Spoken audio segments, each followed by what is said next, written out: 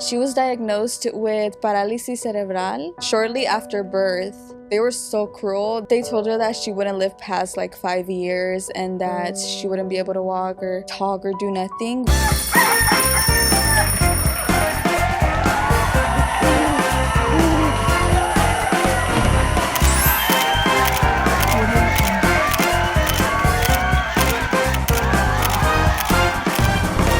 What is up, everyone? I'm your host, Alanized, and this is Noche de Pendejadas, your favorite podcast turned talk show en donde yo traigo a tus influencers favoritos para platicar y posiblemente sacarle sus trapitos al sol. Antes de que empecemos con el episodio del día de hoy, les quiero contar en qué ciudad vamos a estar próximamente. If you guys have been following us, you guys know que yo, Danny, and Irma have been going from city to city and partying with you guys. Fuimos a Portland, Oregon, fuimos a Salt Lake City, Utah. Acabamos de regresar de Houston, Texas, amigas, y próximamente vamos a estar en otro estado. El mes que viene, amigas, me, Danny, and Irma will be having our last club hosting stop. Ya se acabó todo este tour, amigas, and this is our last stop, so drum roll, please. Da-da-da-da. Phoenix, Arizona! Escucharon bien, amigas. July 11th, me, Danny, and Irma will be at the Lola in Glendale, Arizona, que está como a 10 minutos de Phoenix, amigas. A lot of you guys have been requesting Phoenix, so I'm so glad que vamos a poder ir, amigas. Agárrense porque venimos con todo, y si vieron cuando fuimos a Houston, amigas, también igual vamos a hacer lo mismo para Phoenix. We're gonna pull up with all of your favorite Phoenix, Arizona influencers. Déjenme saber, amigas, some of your favorites that live out there para invitarlos. Pero sí, amigas, July 11th at the Lola Bar. Make sure you guys go ahead and get there early. Start pre-gaming para que cuando yo llegue, amigas, todos estemos al mismo nivel. Las miro allá. And with that being said, please help me welcome my guest tonight, Zoom. Hola, amiga, ¿cómo estás? Hola, bien. I am so excited de tenerte aquí el día de hoy. Yo sé que estás tú y yo también, amigas, un poquito nerviosa. Sí. Pero ahorita, amigas, le digo que en cuanto empecemos a platicar, los nervios se le van a salir del cuerpo, amigas, y no va a parar de platicar. I'm actually so excited that you're even here, you guys. Yes. Antes de que empecemos con el episodio, how many hours did you drive? 13. That is crazy, Insane. girl. I would have stayed home. Yeah. I would have passed on the opportunity. No, so I really do appreciate it, girl, because it was a long drive, no? It was, but it was worth it. So I was gonna fly, but because of my legal status, I can't get on a plane. My lawyer recommended not to, but I was gonna try to, but no se pudo. No. Lo bueno que existen los carros. Sí. Imagínate, porque si no, tuviera que venir a pata. That would have taken longer. No, but I'm so excited que estás aquí, and I really do appreciate the time that you made to come and make the trip out here. Antes de que empecemos con el episodio del día de hoy, te voy a dar a ti el micrófono para que nos digas un poquito más de quién eres y qué haces for anyone at home que a lo mejor no te conoce. My name is Zoe Rodriguez. I'm 20 years old. I'm gonna be 21 on Friday. I'm a mommy to a 2-year-old. Her name is Alea. I do content mainly on TikTok. I have YouTube and Instagram, but I don't post on there. I do lifestyle content. I post mommy content, a little bit of everything. I want to say I started following you very, very recently. Yes, I started getting comments from your girlies like, tráetela Zu. Y me puse ya a investigar, amigas. And I'm like, ¿saben qué? Me gustó mucho tu contenido, que yo también quiero conocerla un poquito más. Y como les digo, amigas, yo ya estoy lista de empezar a conocerte. So yo me voy a callar, amigas, y vamos a empezar con el chisme del día de hoy. Yo siento que para poder conocer a una persona necesitamos empezar con tu infancia, with the beginning. So cuéntanos un poquito más. How was Zul growing up? How would you describe your infancia? Where did you grow up? Cuéntanos un poquito más de eso. So I was born and basically raised in Sonora, Mexico. And honestly, I had a really good childhood, I would say. My mom always did her best to give me everything I needed, and I was a shy girl, but I would say I had a really good childhood. From the memories that I have, it was always fun. What were things that you liked doing as a child? Roller skating. Those were one of my favorite things to do as a little girl. I don't do it anymore, not very often. But I was really good at roller skating, actually. How did you get into it? You were just like, dame esos patines y chingue su madre, si me quebro la pata, whatever. Y sí me la quebré, a couple really? times. Oh my God. You're like, that's why I don't do it anymore. I have the scars right here. Porque ya mis piernas ya no pueden. Yeah. Wait, so how did you get into it? Did your mom just buy you some rollerblades and you're like, fuck it, let me try it? Honestly, I don't remember exactly how I got into it, but when I did, it was my passion. I love doing that. You know, me estabas contando anoche that when you were like 7, 8 years old, you know, your parents made the decision de venirse para los Estados Unidos. Cuéntanos un poquito más de eso, you know. How do you remember them breaking down the news? ¿Quién te dijo la noticia? How did you react? Were you scared, excited? I don't remember how la noticia like was brought up to me, but it was my mom who told me because my dad was already living over here. He was in Phoenix, Arizona. I just remember being excited. I was excited because I knew that I was going to see my dad. But this is so random. I was sad, not about leaving my family behind, nothing like that. I was sad about leaving my dog. I was like, no, I want to bring Becca with me. That was her name. But I think at that age, I didn't realize that I was leaving all of my family behind and basically never seeing them again till this point. Yeah, my mom was the one who told me about it. And then I don't remember my last day in Mexico. I do remember that night, though. It was like in the middle of the night. I don't know if it was en la madrugada or just late at night, but my grandma drove us to, I think, like the bus station because we were taking a bus and we were just saying our goodbyes and they were crying and I was just like, why are we crying? Like, I'll be back. Yeah. Porque I'm sure at that time estabas muy chiquita that you didn't understand like the magnitude of like leaving to another country, right? Yeah, no, definitely not. I probably thought that I would come back, but yeah, I was just confused on why we were crying. It was definitely completely different. It's like a whole different world compared to Mexico. I don't remember how we reunited with my dad. I don't know why I have no memory of that, but I do remember being excited to see my dad again because it had been like maybe 1 to 2 years since I had last seen him. Everything was completely different from Mexico. I think what shocked me the most was the difference in houses. I was so shocked at how nice the roads were, the stores, the houses. I think the most difficult thing for me was adjusting to like the new language. Obviously, I did not know any English at all. When I started school, I hated it so much. I hated not knowing what others were saying. I hated not understanding my teacher, not learning anything. They would put me at a corner just on a computer, just kind of learning English, but I was just at a corner the whole like school day, supposedly learning English. They would put me on a program. I don't remember the name of the program, but I just remember going through those same like 5 little subjects every day, and it was the same thing every day, and I hated it. I couldn't make friends. I couldn't understand anyone.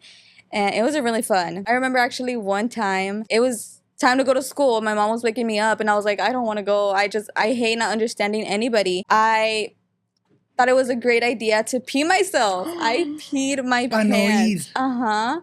Girl, it did not work. You're like, así te vas a la escuela, toda miada. Yeah. Yeah, almost. She was like, she hopped me in the shower and she was like, no, you're going. How long did it take for you? To learn English? Yeah.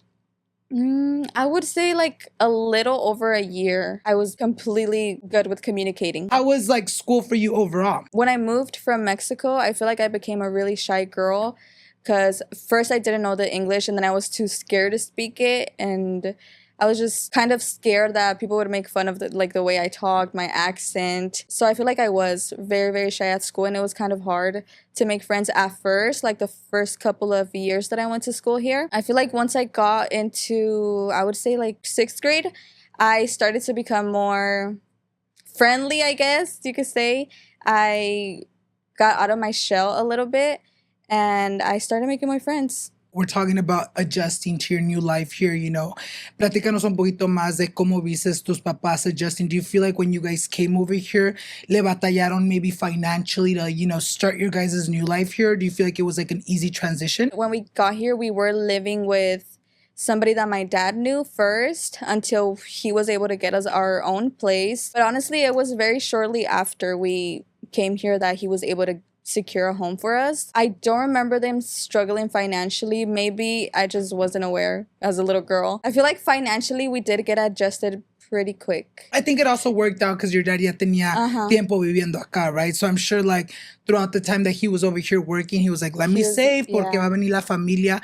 How did you guys end up in Idaho? Because you guys got here in Phoenix. ¿Cómo llegaron hasta allá? My sister would actually have appointments, like doctor's appointments in Utah, in Salt Lake, in a children's hospital, and there we actually met a friend who lived in Idaho, and she would just always try to encourage my dad and my mom to move over there because it's so nice, so peaceful. It's very calm over there, and they were paying more. That's what they were trying to like fish my dad to. You're like, con eso lo vamos a agarrar. Yeah, see. And they did. They did. We eventually, like very shortly after, I think a year after living in Phoenix, we moved to Idaho, which was a crazy move.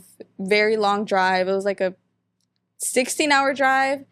Very long. Did you like it better than Phoenix? Yes, a lot better. I don't think I would move out of Idaho. I think as a little girl, I was a daddy's girl to the fullest. I would cry for my dad when he went to work. It was a challenge for him to get out of the house. He would literally have to crawl out through the door because I would be screaming, crying because I didn't want him to leave. As I grew up, I did become more of a mommy's girl because my parents separated at some point, and I obviously stayed with my mom. So me and my mom have always been close. Even as a little girl, I feel like I cried for both of them. If my dad wasn't there, I would cry for him. And then if my mom wasn't there, I would cry for her. I feel like it's 50-50 as a little girl. And then I feel like as I grew up, I did get more closer to my mom than my dad.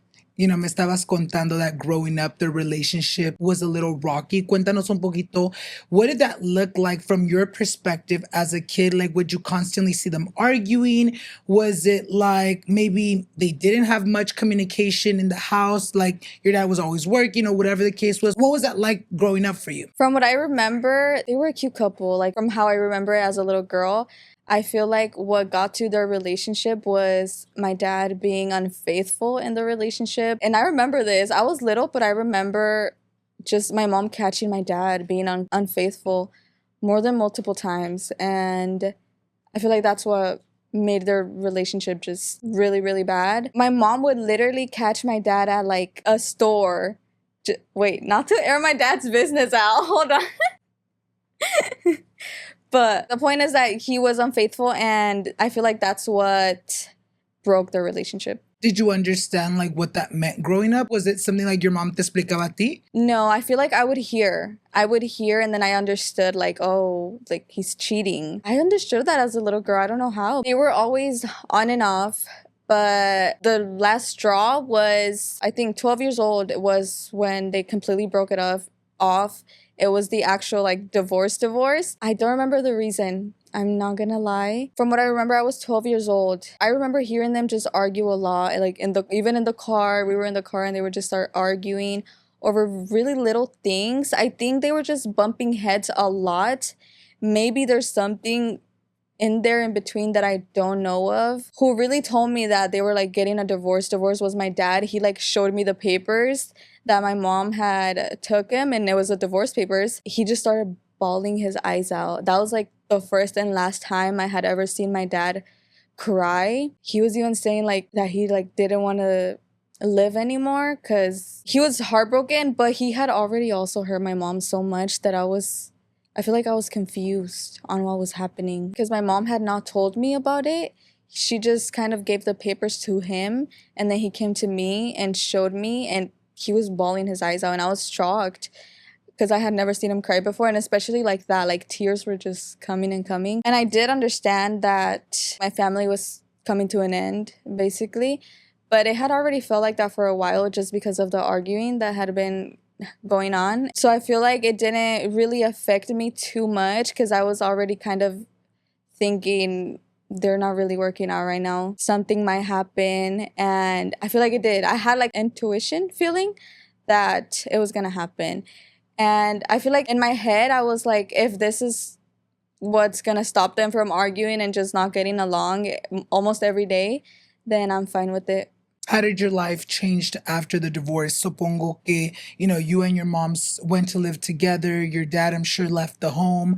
Was it like a strict co-parenting schedule? Like, oh, I get the kids during the week, you get them during the weekend, or 1 week me, 1 week you? How do you remember those early days of co-parenting like? There wasn't much co-parenting. We were mostly with my mom. Actually, every time that my mom and my dad would separate, we would mostly be with my mom, and my dad would just kind of be out of the picture. Sometimes we wouldn't see him for months, even even years at times. When I was younger, mostly, we wouldn't see him for years. The last time we went like a year without seeing each other would be 3 years ago. And then since then, we just been seeing each other like every other month, or recently it's been monthly. But it's always been mostly with my mom. There was never really much co-parenting. The thoughts of him like not loving me never came through my head, but I would question like, why is he going so long without wanting to, not even wanting to see us, but like coming to see us? I feel like my relationship with my dad did change a lot, because when I was a little girl, I was a daddy's girl big time. And as my parents would separate, we like I said, we'd go sometimes years without seeing him. So when I would see him again, it was a little awkward. I was a little quiet, not really shy, just quiet, because it had been so long. And he would like try to conversate with me, and I'd just give like a one-word answer. But it definitely did affect our relationship, I feel like. There's still a bond when we see each other. It's just not as strong as it used to be from when I was a little girl. When your parents separated, your mom became a single mother, was there ever moments that you saw her maybe at that time in her life like struggle because ahora ella tenía que, figure things out? Like, how did you see your mom go through the divorce, being with her all the time? I feel like I always saw my mom as a really hard worker, because my dad and my mom started separating since I was very young. So there were periods of time where my mom had to work for a year or two straight, and we wouldn't really see her. She was just working to feed her daughters. And from when the divorce happened, that's when I seen her work like the most, every day, from very early in the morning to sometimes till nighttime.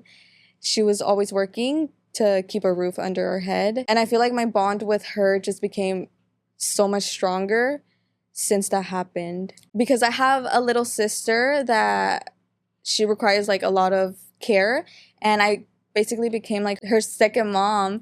And my mom would always tell me like, you're such a good daughter, you do so much for your sister, you help me so much. Yeah, I feel like she needed me a lot. I feel like she did need me a lot when the divorce happened. And I was always there. I was always there because she's the most important thing to me, her and my sister. ¿Cómo crees que te afectó eso a ti en el sentido de las relaciones, friendships, or commitments? I feel like our parents are kind of like the example that we kind of look up to growing up. Y para ti, obviamente, you would constantly see, your parents fighting, your dad constantly cheating on your mom, and the divorce happened. Did you ever have a moment where you're like, you know what, like, maybe I'll never find true love, or true love doesn't exist because the people that I think should be the most in love, it didn't work out for them? ¿Cómo crees que te afectó a ti en ese sentido? I actually used to not believe in marriage because of what I saw like my parents go through. And I used to always say like, I don't want to get married. If I'm going to be with someone and be in love with someone, I want it to be like not in marriage. That was my mindset back then. It's changed. But I did think that marriage just wasn't needed in a relationship. Yeah, I feel like that's the only thing though. Nothing else has affected me from my parents' like rough relationship. My piece of advice would be to just let them solve their problems. Don't worry about the adult problems. Focus on school, do hobbies to distract yourself from those problems at home that you're going through, whether it's a divorce or anything else. And also don't let it affect like the way you view relationships. Just because your parents didn't work out doesn't mean it's going to be the same for you. It could be the complete opposite. And I feel like that's real advice, because I feel like sometimes, which is also really hard, like we can sit down here and be like, oh, don't let it affect you. If there's anyone watching, yo siento como que it's like easier said than done. Like, oh, don't let it affect you, when like in that moment, that is what your life consists of. But just know everything's going to be okay. If you're having a hard time, amigas, just know que las cosas en verdad que sí get better. And like you said, their story does not have to resemble in any way yours. Mientras que tú sepas lo que quieres y lo que no quieres una relación based on your parents, eso es lo que importa. Yo quiero platicar un poquito más de cómo eras tú en la escuela. Nos platicas un poquito más that you were shy when you first got here. Cuéntanos un poquito más about your high school experience. I actually only fully experienced my freshman year. That was the only full year of high school that I actually attended to. I was still pretty shy, but I could make friends. It wasn't like before. I was a loner completely back then. But once I got into that first year of high school, I did make new friendships and really good friendships that I remember till this day. But then after my freshman year, COVID happened. So then that my whole sophomore year, I didn't go to school. It was online and the most boringest thing ever. I actually was living in Arizona when I went to freshman year, and then for my sophomore year we moved back to Idaho because we did a lot of moving back and forth from Idaho to Arizona a couple of times. But once I got back here, back to Idaho, I feel like I didn't have a high school experience because I've been mentioning that I have a little sister. She's not so little, she's only a year younger than me, but she's like a little baby to me. She was diagnosed with paralysis cerebral shortly after birth, and nobody knew, not even the doctors, until probably when she was like around 8 months old is when my mom started to notice that there was something wrong with her. She was like not holding her head up on her own. She was wobbly, and she would take her to doctors actually, but they would tell her that she was fine, that she was okay. Once she finally got like a diagnosis from a doctor, they actually told my mom. They were so cruel. They told her that she wouldn't live past like 5 years and that she wouldn't be able to walk or talk or do nothing, which she is 19 years old now. So they were very much wrong about that she wouldn't live past 5 years. She does require a wheelchair. She doesn't talk. She requires full-time care. As a little girl, I saw my sister normal. Like she was just a normal little girl to me until I started to like notice that she wasn't like walking, she wasn't talking. That's when I realized that she was different. Once she was diagnosed, I feel like I still kept seeing her normal. She was in a wheelchair and she wouldn't talk and she would just require full-time care from my mom, but that was normal to me. Once I started getting older and my mom went through the divorce and it was just my mom, my sister, and I, that's when more responsibilities started falling on me. We live in Idaho and we don't have anyone. It's just us three and my dad. But since they're divorced, it was basically like just us living alone. So as I got older, I had no other choice but to help my mom. I was her only help. When she would go to work, I would be my sister's full-time caregiver. Our routine would just pretty much be, I would wake up, I'd give her breakfast, and it had to be very soft foods because there was a risk of her like choking on something hard that she wasn't able to fully chew. But I was also trained to like quickly, like if she was choking, you were trained to like help her. But yeah, yeah. I was quick to help with that too if it ever happened. There was a time where it was just us and she did choke. But I was so used to seeing my mom react so fast that I just quickly reached out to her and cleared her throat. It was scary at the moment, but I also knew how to react. After eating, I would just clean her up. I would change her diaper. Well, sometimes she'd get tired of just being in a bed, so I would put her in her wheelchair so she could sit down and get a break from her bed. Just give her something to drink, give her dinner until my mom got home. And then I would also help my mom around the house. Like I would wash the dishes, wash the clothes, because I knew that she would come home tired. And I always felt bad because she worked so much. So I would try to keep a clean home so that she would get home and not have to do like corajes and be, just stressed out about the mess at home. Obviamente, those were really big responsibilities for a teen to have, having to take care for your sister, which you did with all the love in the world. But how do you feel like that affected you? Obviamente, a girl your age was like, oh, I want to go to prom or school. Like, there's other things that a lot of people in esa edad experience. Did you ever feel like you were missing out on like a quote unquote normal teen life because you had to help your mom and be there for your sister? I feel like I did definitely miss out on a lot early teenage years because I was helping out my mom, which I did with all the love. But yeah, I feel like I missed out on going out with friends, being out with my boyfriend, just doing like little dates like that, going out, having fun because I was at home taking care of my sister while my mom worked. How's your sister doing now? Do you feel like it's gotten better, or is it something that like the doctors have said it's gonna be like forever? Paralysis cerebral is something that is forever. Like, she's still the same. She's happy, she yells, she's the same. It's not gonna get better, I guess. Like, she's not gonna be able to walk, she's not gonna be able to talk. She's just gonna stay the same, you know? How's that been like for you as a sister? Obviamente, you know your guys' situation, but did that ever affect you growing up? When you first maybe found out that you were gonna have a little sister and then seeing her, go through everything she's been, has that ever affected you? Like, oh, damn, life's so cruel. Like, why did this have to happen to my sister? Did you ever have thoughts like that growing up?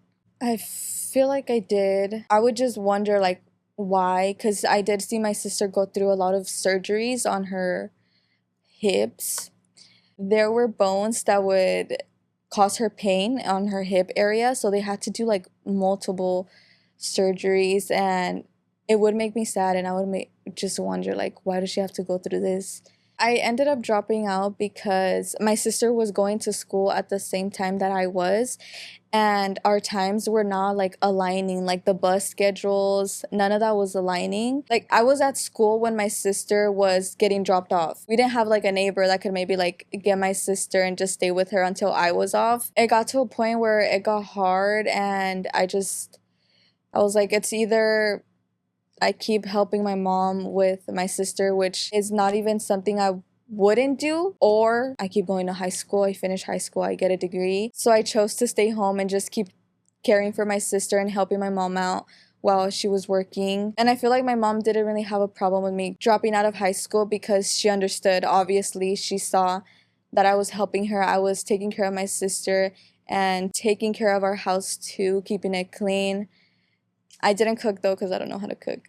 I did try doing online school for a little bit, but then quickly after I just lost motivation. It was just kind of sad in a way, being in a room by myself trying to do schoolwork with no teacher, no classmates, or none of that. So I just fully started taking care of my sister. That was like my main priority. It was like a relief to know that I didn't have to worry about school or doing online schoolwork and just fully focus on my sister.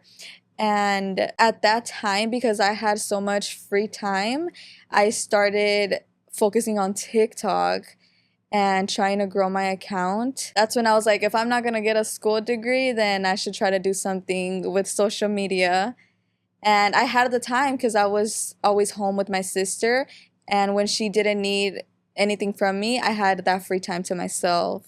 What do you talk about, like what was going on at home at the beginning? Like whenever you would do your videos, would you be like, oh, you guys, I'm here at my house, I'm taking care of my sister? Or was that something that you would keep to yourself at that time? That's something that I actually kept to myself. I would do more relatable content, but yeah, I never really went on social media and talked about my at-home situations. Today's episode is sponsored by Highly Dating App. Highly science-backed questions help daters look beyond the pictures and actually vibe check potential matches. Daters get to show their real selves by answering questions that matter and see their icks and clicks score before hitting like. That's why Highly Dating App has caught in so many people's attention. It's built for people who are done pretending and ready to date as they are. According to a recent survey by Highly Dating App, over half of young daters feel pressured by unrealistic expectations in online dating, which explains why everyone's profile looks like a lifestyle brand. And features like Icks and Clicks help you vibe check someone beyond just photos, which I love because compatibility is more than just they're tall. Highly Dating App uses smart matches that learns what you've been actually into, so you're not just endlessly scrolling through people who make just no sense for you. I recommend Highly, and I've put on so many of my single friends on, and she's gotten to try it, and so far she's been loving it. So if you're single and tired of perfection culture, Highly Dating App is definitely worth checking out. Download Highly Dating App from the App Store or Google Play, or visit highly.com. That is HILY.com. Tinder.com. Date as you are with Highly Dating App. Hablando de las redes sociales, nos dices que empezaste las redes porque pues tenías el tiempo and you're like, fuck it, you know what? If I have nothing else to do, then let me go ahead and do social media. Do you remember like the first time you went viral where you're like, oh shit, this is paying off? What were the early content creating days like for you? Cuéntanos un poquito más de eso. I feel like at first I was only doing relatable content, which is like little captions that say something relatable. I wasn't doing like talking videos or nothing like that. And those would actually do really good. They would go viral and I'd be shocked. I was like, okay, I want to keep doing this. At that time, I wasn't getting paid though. I didn't even know that you could get paid on TikTok until probably like 2 years after, 1 or 2 years after, I started doing the minute-long videos and get ready with me's and just bringing you guys along on anything that I do.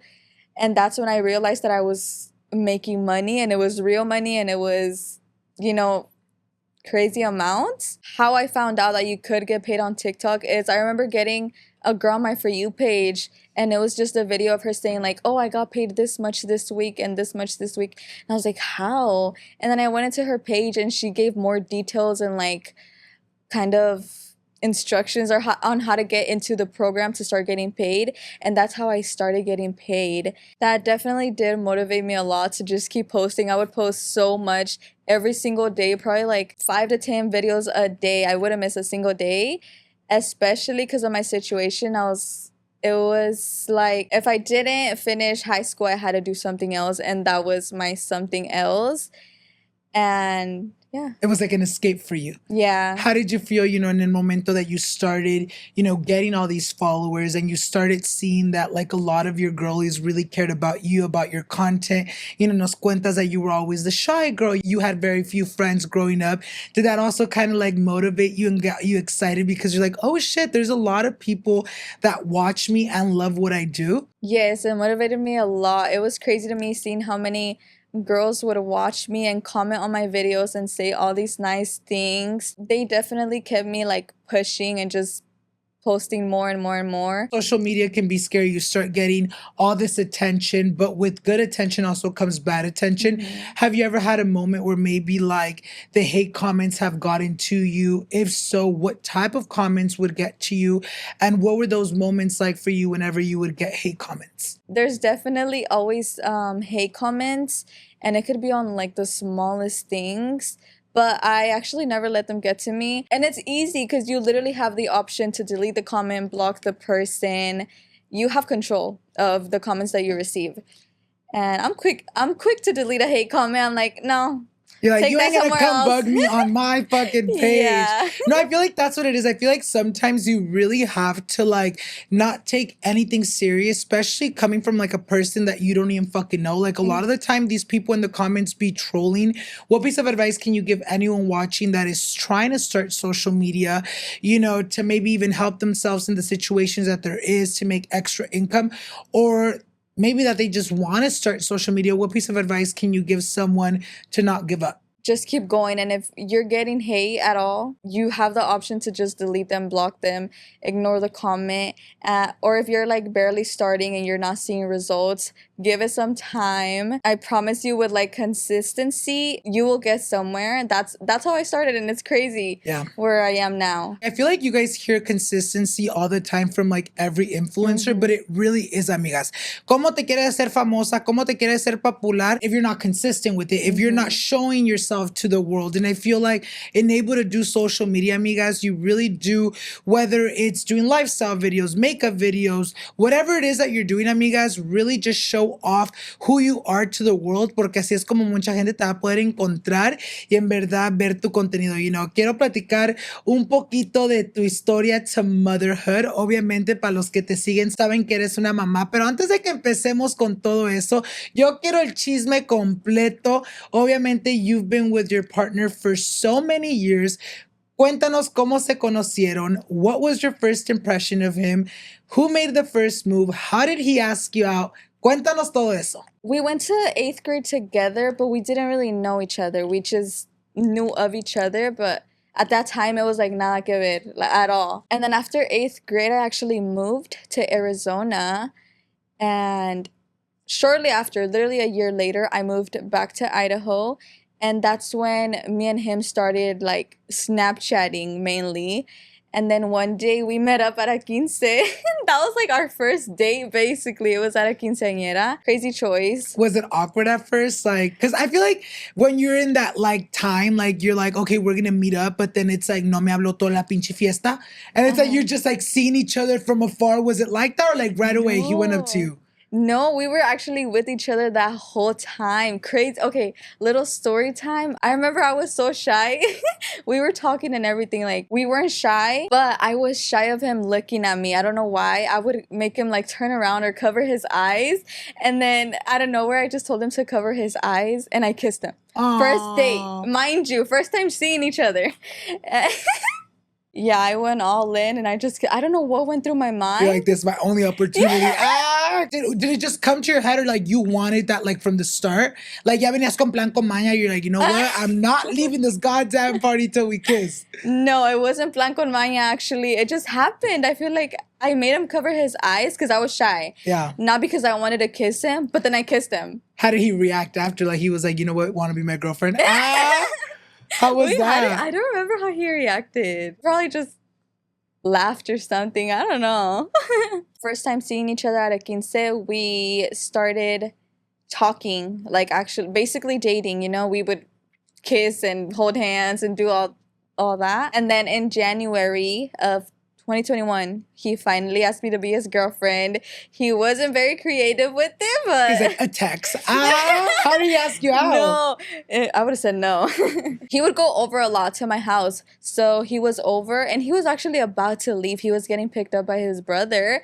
I think his brother was literally outside, was he? I feel like he was. Can't remember what he was saying, but out of nowhere, he just told me, "You want to be my girlfriend?" But he said it in the lowest voice ever. I was like, "Wait, what?" Oh, ASMR. Literally. Yeah. But yeah, and I obviously said yes. And how were the early stages of your guys' relationship? Like, do you feel like you guys, you know, because I feel like it's very normal for couples, you know, at the beginning, especially because you guys were literally teens, like where it's like, it can be a little toxic or it can be a little like, oh, we're breaking up almost every week. Like, what was like the beginning of the relationship like? It was actually really nice. It was the opposite of anything toxic. We had a really sweet relationship from when we started. We always wanted to be together. He was over at my house almost every single day. Yeah, we would go on little dates. We weren't toxic at all. It was like cutesy vibes. Yeah, it was really cute. But at 17, you know, te embarazaste. Cuéntanos un poquito más de eso. You know, what was that like finding out that you were pregnant? Did you have any symptoms leading up to it where you were like, oh shit, ¿qué tal que estoy embarazada? What was that moment like when you finally saw that pregnancy test? Were you shocked, scared, like, ¿qué chingados voy a hacer? Cuéntanos un poquito más de eso. I actually remember that morning like vividly. It was super early in the morning. It was like 6 in the morning. And I remember it was my third day being late on my period. And something about me back then was that I was on point. My period was never late, not even by a day. And a third day for me was like, okay, no, there's something going on. And then I also had tender breast. Something that made me think that I was pregnant was that I was cramping on my lower stomach, which is normal for girls to get like period cramps, but I didn't. I would get lower back pain, and feeling those cramps on my stomach, I was like, no, that's not normal. So that's when I went to the bathroom and I took a test. I actually had a pregnancy test from Dollar Tree, and it was in the bathroom, and I just went straight to take it. Once I put like those pee drops in the test, immediately 2 pink lines. I'm not even kidding. Those lines showed up so quick, and my reaction was just to take another one because I was like, no. This Dollar Tree shit is wrong. No wonder it's $1. Yeah. So I actually DoorDashed some clear blue pregnancy tests, and those weren't gonna lie. So I took a digital one and then a regular one. It came with 2. Both of them positive as heck. My mom was the first one I told. Since it was 6 in the morning, she was starting to wake up to get ready for work. When I took the test, right when I saw it was positive, I went straight to her room, and I was like, I'm pregnant. And she was like laying down on her phone and she went like, ah. She's like, ¿Cómo? Ah? She literally, those Were you her- scared like, like telling her though? Me and my mom had such a good relationship that I didn't feel scared at all to tell her. It was like an instinct to like want to tell her right away. Right when I found out, I told her. The one that I was scared to tell was my dad, because dads, I felt like I was gonna disappoint him. I think he had went over to pick up my sister because he would take my sister to his house sometimes. I put the phone up and I started recording, and I just pulled like the pregnancy test out and I showed him. He was all smiling. He was like, "Ay, ¿qué me vas a enseñar?" Like, and that type of vibe. And I pulled out the test. His face went like, and I was like, "Oh my God." And he was like, ¿Qué es eso? And I'm just like, "Pues estoy embarazada." And he's like, "Nah." I have the video. I have a video of like his whole reaction. But I feel like at first he was disappointed. And then a couple of days after, he was like, "Oh, I'm going to be a grandpa, like actually." And I'm like, "Yes." What did your mom tell you? Like, even though she was supportive, like, was she at first like, mija, is this really something you want to do? Like you're very young. Like, do you want to go through it? Was that a conversation that you had with your mom? No, she wasn't mad. She wasn't like the thought of not like, I guess, keeping the baby never went through her mind or my mind. How did you tell your baby daddy? And in ese momento, were you scared to tell him, or were you like, hey, we're going to be parents? How was that? I remember it was his birthday month when I found out that I was pregnant. And it was like a week before his birthday, actually. And I was like, okay, I'm going to wait and I'm going to surprise him for his birthday. I'm going to tell him for his birthday. But I couldn't. Literally, like 2 days later, I got a little box and I just put like the pregnancy test, I think some little socks, and then a little onesie that said baby 2023. I recorded our reaction, actually. He was very nonchalant. That's how he is about everything, though. I started crying. I did start crying. And then he just hugged me and he might have teared up. I think he did tear up, actually. We were just like, oh, we're going to have a baby, but we weren't really thinking like, oh, we need to basically live together. We need to figure out how we're going to maintain this baby. But we actually just went with the flow, and I feel like everything fell into place so perfectly because I was pregnant and I was living with my mom. He was basically living with us. And a couple weeks after I gave birth, we moved in together. So it was very shortly after where we just started living together, because the first weeks that my daughter was born, we were living with my mom, and not having our own place was definitely like hard. It was, we needed our own place. So, but yeah, I feel like everything went very smoothly. He started working, he got a big boy job, and yeah. How was pregnancy overall for you? Do you feel like you had a smooth pregnancy? Did you have any like pregnancy scares where maybe like you had any like troubles, or like maybe you thought something was wrong? Like, how was pregnancy overall? Pregnancy was pretty tough for me, actually. Especially in the beginning, I had really, really, really bad morning sickness. I had it for, honestly, throughout my whole pregnancy, except the last month. I feel like that was probably the best month, but it was definitely worst in the beginning. Like the first couple of months, I couldn't keep food in. I would throw everything up. I would eat an apple and I would throw it up. I would wake up and throw up like just liquid. Even if I had not ate, I would just throw up. I hated that feeling of like throwing up and waking up, running to the bathroom. That was the most difficult part about my pregnancy. Other than that, it was beautiful. My labor was actually so slow, and it went completely different than what I thought it would have gone. I feel like every girl experiences a very different labor or like pregnancy. What I imagined going into labor would look like was like my water breaking out of nowhere while I'm walking or something, but no, I actually woke up at like 3 in the morning one random day. I woke up at 3 in the morning with contractions. It was really, really light contractions though, but I had a feeling that it was time. So I woke him up, and I remember going to the bathroom and just walking around for a little bit in there, just feeling those cramps. And then my mom woke up because we were still living with her at that time. And she was like, no, we're not waiting anymore. We're going to the hospital. And we went into the hospital. I was obviously really nervous, really scared, pushing out a whole baby. It was scary. They checked how much I was dilated and I was at, I think, 4 centimeters. So they kept me in the hospital. From like 3 in the morning up until 9 p.m., I was just trying to get this baby to come out. Once I started dilating more, I started to obviously feel more pain. And as 5 centimeters dilated, I believe, is when I got the epidural. And contractions just fully went away. At around 6 p.m. is when the doctor told us that it was time to push. I immediately just started bawling my eyes out because that's when it hit me that I actually had to push out a whole baby. Pushing was actually the longest and hardest part about my labor. I was pushing for 3 hours straight, nonstop. Literally just back to back. It was just pushing and pushing after every contraction. Once they noticed that it was taking a little bit too long is when the doctor suggested to vacuum my baby out. They put a little cone in her head inside of me still. And then they used that to pull her out while I'm contracting and pushing. And that's when she came out.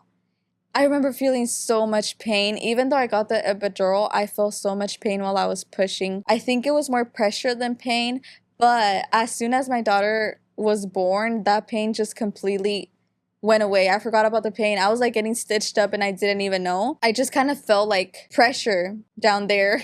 But my daughter she was on my chest and I was just bawling my eyes out and forgot about the pain completely. What was it like going home? Obviamente, even though you had been pregnant for 8-9 months, I feel like your life completely changes once your baby is born, because now you're like, oh shit, like it's 3 of us now. I have to go home and like we gotta do diapers. We gotta wake up at 3 a.m. in the morning to like feed my baby. What was it like adjusting, becoming a first-time mom? Do you feel like, it was hard in the beginning? Who helped you out? Tell us more about that. Going home with our baby was a very bittersweet moment. Those first couple of days were definitely difficult because I did tear, so I was in a lot of pain.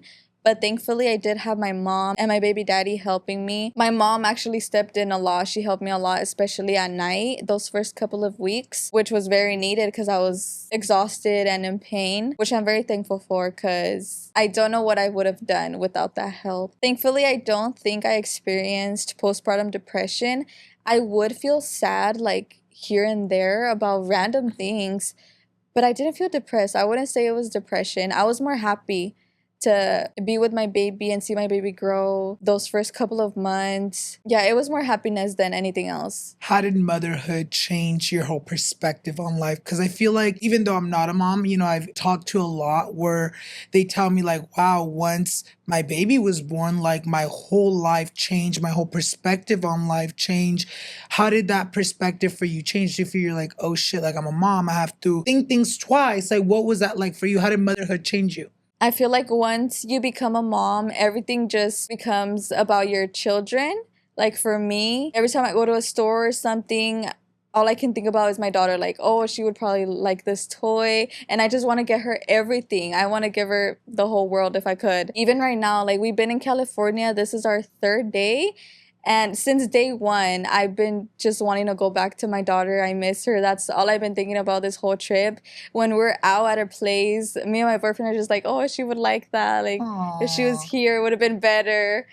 I think it's like that constant thought of like, oh, my whole life now revolves around this little baby. And I feel like that's the beautiful part about parenthood because, I feel like you can grow up or just, be living life without kids and you're like, oh, I have no worries in the world other than me. And maybe for you, it was just like you and your partner. Mm-hmm. But then once like a baby's at it, it's like, okay, like, what are we going to do? How are we going to do it to like make sure our baby is okay? Make sure our baby has great parents. Is that like a thought you think too? Like, you're like, oh my God, like, because your baby's very young still. Like, do you ever think about like, oh my God, how am I going to be as a parent when my baby gets older? I don't even want her to grow up. I don't want her to go to school. I just want to keep her to myself.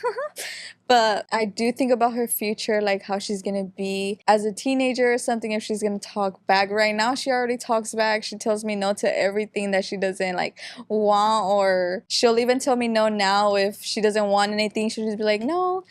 And I'm like, if it's like this now, how is it gonna be She's in gonna 10 run years? you, girl. She's gonna be running and mama. and I do whatever she tells me. I'm like, which probably isn't good right now, but she's just so little. I don't like telling her no when she wants like a toy or stuff like that, you know? I feel like parenthood is like one of those things that it's like you're never gonna stop being a parent, and like, you know, I feel like you just kind of have to go with the flow, and it's like worry about maybe right now you're like, yeah, I think about her future, but it's like, let's worry about like the stages she's in right like, now, you know. Hablando de tu historia de amor, obviamente para los que te siguen saben que recientemente you became a fiance. Yes. Cuéntanos un poquito de todo eso. How was the proposal like? Did you suspect it coming? Was your man acting weird prior to where you're like, he's up to something? I don't know. Or maybe you did know. What was that whole thing like? It was a beautiful proposal. I was actually not expecting it, especially not that day, not that time. He was acting really, really weird, but I still didn't. It was not in my head that like, oh, maybe he's gonna propose. Because that morning he woke up saying that he was gonna go get a haircut, and I was like, a haircut? You're like, right for now? Who? Yeah, like, I literally said that. I was like, for who? You're like at 6 a.m. Literally, I was like, where are you? Like, why? Where are you gonna go? And he would just laugh, and him laughing would make me mad. I was like, why are you laughing at me? I was just confused on why he wanted to get a haircut at such a random time. He did end up leaving, and then I took my daughter to a water park. And I was all mad. I was like, what the heck? He's being weird. Because we usually always go with him to get his haircut because his brother cuts his hair. So I was like, it's so weird that he didn't like say, come with me. So you're all texting him in the water park like, oh, I was like, like, I'm done with this. No, but I was tripped out. I was like, what's going on? But still, I was not suspecting that I was going to get proposed to. And then we were at the water park. Then I went to my mom's, and he followed me there to my mom's because I was still a little mad. I was like, what? You're being weird. My mom already knew. I guess he told my mom beforehand. My mom was low-key like, ¿y qué van a hacer? Like, ¿qué van a ir a hacer? ¿Qué van a hacer hoy? I was like, nada. And then she asked me again, and I was like, why are you? In my head, I'm like, why are you asking me what we're going to do tonight? Yeah. Yeah. And then finally we end up going to our house, and in the garage he had like did this cute setup to ask me to go out on a date. And I was like, oh yeah, yes. In my head we were going to a fancy restaurant. I got ready, I dressed up, I put on a nice dress. I put my hair in an updo hairstyle, which I don't do often. So it was crazy that I chose to do that. But in my head, we were going to a fancy restaurant. We started driving to the restaurant, supposedly. But one thing that helped him was that I was looking at my phone the whole car ride. And then once I look up, I'm like, wait, we're not around buildings. What are we doing here? There's nothing here. And that's when I caught on. I was like, oh, wait a minute. Like, did you say anything about it? Like, or were you like, you know what, I think I know, but I'm just going to be quiet? I was like, I think I know, but I'm not going to say it. Because we were already there at the place where the proposal was going to happen. We got off the car, and there was a photographer just taking photos of us, and I was like, oh, yeah. It has to be it. And like, it all started clicking in that moment? That's when it all started clicking. I saw the photographer, and then we just started walking up some stairs. And that's when I saw the setup. It looked so pretty. Aww. The sun was hitting it. And then mariachi started playing too. My why would be because he is actually one of the most caring men that I have ever came across to in my life. He understands me so well. He knows when I don't like something, and he will fix it. He's also shown me how much of an amazing dad he is, and it has just made me fall in love even more. Aww. I'm like, aww. She's all shy, but I know she is, you guys. She made her man like go, he's all in the restroom right now porque si le da penita. So you feel like you're not like a super like, what is it called? Like affectionate, like very vocal, affectionate person? Mm-hmm. Yeah. I'm very shy when it comes to like showing my emotions verbally. I'm more of like, I show my love with gifts, which is bad. Yeah. But it's so hard for me to like get sweet words out. I think it comes a lot too with like maybe you never saw that type of love growing up. So it's also like a sense of like you having to outlearn something that maybe you saw and you're like, you know what, like it's okay to show this man and tell this man how much I love him. You know, obviamente, you guys recently just got engaged. Have you guys started already talking about like la boda? Like, do you have like a year in mind? Do you envision yourself having a big, small, intimate wedding? Has that been like a conversation you guys have had already? It definitely has since the day we got engaged. We have been talking about like the plans, the dates. I'm not gonna say too much on the dates, but just know that it's coming and we have plans already. Y como ustedes, amigas, yo también estoy súper ansioso y emocionado to see everything go down online. Before we end today's episode, I just want to say thank you so much for coming on here and telling us a little bit more about yourself para que la gente allá en casita te pueda conocer un poquito más. We're going to finish off with the last question I always end my podcast with. ¿En dónde te miras tú en los próximos 5 años, whether that's family-wise, career-wise? Where do you see yourself in the next 5 years? In the next 5 years, I see myself like in my dream home, hopefully, with some sort of business or starting a little business, a small business of, you know, whatever I come up with, because it's kind of hard to get a business started and figure out what I want to do. Pero casada en 5 años. Sí. Casada, for sure. Like, for sure. Aww. Maybe with another baby too. Because my daughter needs a sibling. She loves playing around with little kids. And we don't have family here. So she's usually just by herself. And she's in need of a sibling. But it's kind of hard. How many babies do you want, like, eventually? I would say unos 10. Damn, she wants the kinder. Nah. I would say 3. Oh, that's cute. Yeah. I've always been vocal about not wanting kids. But for some reason, you know what's so funny? A lot of people either say 3 or 4. To me personally, 3 is like the odd number, throws me off. And well, I grew up with it's 4 of us. So I feel like for the way I see it, maybe that's why I think about it that way. Like for me, since we were 4 growing up, it always felt like it was like buddy vibes.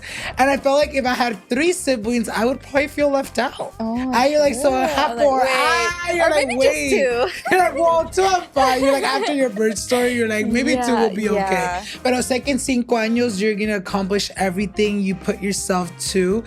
Thank you so much once again for being with us here today y contándonos un poquito más de tu vida. Yo sé que estabas un poquito nerviosa, pero está bien, amigas. You did amazing. Si ustedes, amigas, no la han ido a seguir, make sure you guys go ahead and follow her. I will leave all her links down below as well as on the screen. Y también no se les olvide seguirme a mí so you guys won't miss any future episodes.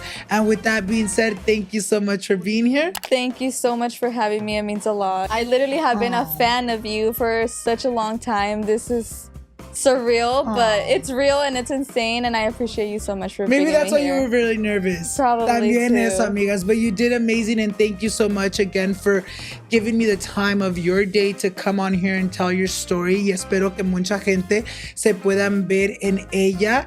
And, you know, I wish you the best in everything you do. And with that being said, thank you guys so much for watching, and we'll see you guys in the next episode. Bye, guys. Yay! Audio Jungle.